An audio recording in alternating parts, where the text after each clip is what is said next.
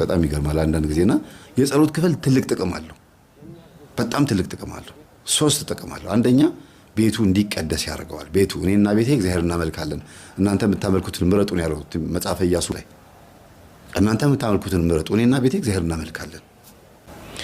እኔና ቤቴ ሲል እኔና ቤተሰቤ ሚስቴ ልጆቼ ማለት ነው። ቤት ሲል ራሱ ህንጻው ሳይሆን ቤተሰብ ማለት ነው። እግዚአብሔርን እንድናመልክ ይጠቅመናል። አንዴ ሁለተኛ ነገር ደግሞ በሽታ ሰላቢ ምናምን ሌሎችም ኮተት ነገሮች እዛ ቤት ቢመጡ እንኳን የማስታገስ የማባረር መናፍስትን የመሸኘት ሰላማዊ ሆኖ ደስተኛ ሆኖ የመኖር ስራ ይሰራል ማለት ነው። ችግሮችን ያስወግዳል። ለእግዚአብሔር ከምናመልከው ጎን ለጎን ማለት ነው። በሶስተኛነት ደረጃ ላይ ደግሞ ክርስትናችን ያስጠብቃል። ለእግዚአብሔር ሁሉ ጊዜ ተገዢዎች እንሆናለን። አንዘናጋም። ሲከፋን በትላልቅ ችግር እንኳን ሲፈጠር ዘሎ ገብቶ ማልቀሻ እንኳን ይሆናል። ሱባኤ መያዣ ይሆናል። እና በጣም ትልቅ ጥቅም አለው ጸሎት ክፍል። ሰላቢም የሆነ ቃልቻ ያለበት አውሊያ ያለበት ዛር ያለበት ሰው ወይም ደግሞ የሆነ ችግር ቡዳ መንፈስ ያለበት ቤት ውስጥ በዝምድና ምክንያት ሲመጣ ግራጁዌሽን ቢኖር ድግስ ቢኖር ምንም አይነት ነገር ሲኖር ከጎረቤትም ከዘመድም ብዙ አይነት ሰው ነው የሚመጣው። ቤታችሁ መጥቶ ግን ምንም ነገር ማድረግ አይችልም። ቤታችሁ የሚጠብቅ መልአክ ስላለ ጸሎት ክፍል ስላለ ተጽዕኖ ይፈጥራል። መንፈስ ምንም ነገር እንዳያደርግ ይረዳዋል። ማነው እንትን ይለዋል፣ ያን ሰው ይዘዋል፣ ያግተዋል፣ እናንተን ይረዳችኋል። የጸሎት ቤት ትልቁ ጥቅሙ ይሄ ነው። ሌላው ስለ ስልብና ትንሽ ላውራችሁ። ሰላቢ ሰውየው እውነት በትክክል ደብተራው አታሏቸዋል። አዎ፣ ግን ሰይጣን መሆኑን ያውቃሉ።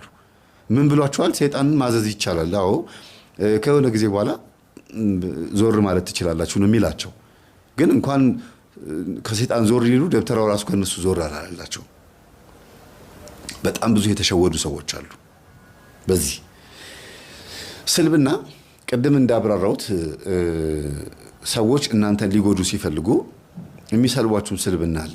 አጥፋበት፣ አውድምበት የሚባል ስልብና አለ። ላየው አልፈልግም።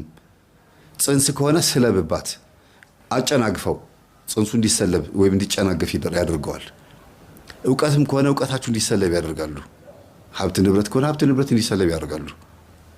ልጆችም ከሆኑ አብራን ክርት በማድረግ እንዲሰለቡ ያደርጋሉ። ከእናንተ እንዲሰወሩ ያደርጋሉ። ብቻ ሰላቢ አንደኛው አውድም አጥፋ ነው።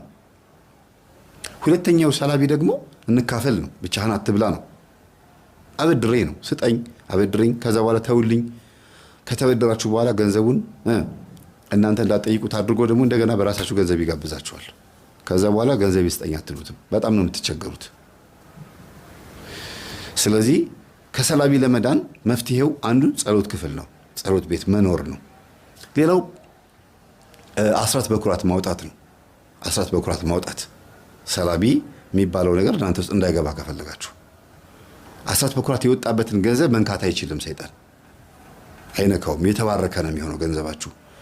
እውነት በትክክል በቅንነት የመጣ ገንዘብ ከሆነ ነው እንጂ ናይት ክለብ ከፍቶ ጭፈራ ቤት፣ ቡና ቤት፣ ግሮሰሪ ቤት ከፍቶ አስራት ስለወጣ እግዚአብሔር ይባርኳል ማለት አይደለም። ሰዎችን በውስኪ አራጭቶ አፈነካክቶ አጫፍሮ ቡጊ አስደንሶ ዳንኪራ ዲጄ አምጥቶ እንትን ብሎ አስራት አወጣለሁ ብሎ ማለት ዘበት ነው። እግዚአብሔር አይቀበለውም እንዲህ አይነቱን ነገር።